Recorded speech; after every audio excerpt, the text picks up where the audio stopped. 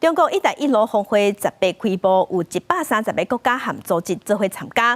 俄罗斯的总统普廷嘛有参加，而且佫有甲中国国家主席习近平见面。因两国拢讲要继续深化合作的关系。也若针对以色列甲哈马斯即马冲突，有可能会影响中国伫中东的规划。即马就风声讲，中国按算伫即礼拜会派特使去中东去前线敲切停战的代志。 俄罗斯总统普廷17到北京出席第3届“一带一路”峰会，是对俄罗斯甲乌克兰战争开战，也有普廷受到国际刑事法院通缉以来，头一摆访问非前苏联的国家。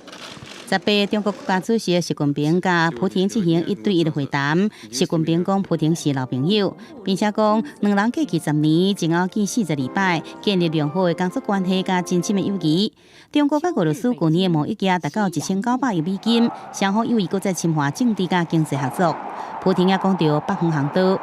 Уже со следующего года навигация для грузовых судов ледового класса на всем протяжении Северного морского пути станет круглогодичной.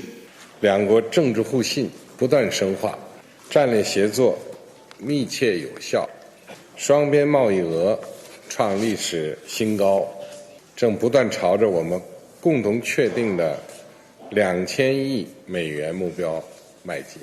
顶开峰会时阵，以色列甲巴勒斯坦武装组织哈马斯正伫交战，也为中国伫中东地区推进“一带一路”带来忧虑。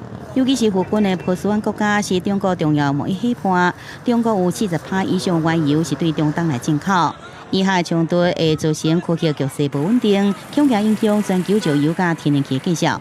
中国这礼拜派出中东问题特使特巡到冲突的所在，希望促成双方协商。 翟俊特使此次访问旨在凝聚国际社会的共识，敦促有关方面停火止暴，推动局势降温，给政治解决创造必要的条件。长期以来，拢甲伊巴双方有联络的俄罗斯，真正伫联合国安理会提出领导停火，不过因为无牵制哈马斯而遭到否决。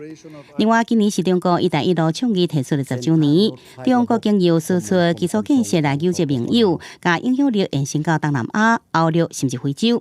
也不过超过1/3的“一带一路”投资计划，并无替相关的国家带来就业甲劳力。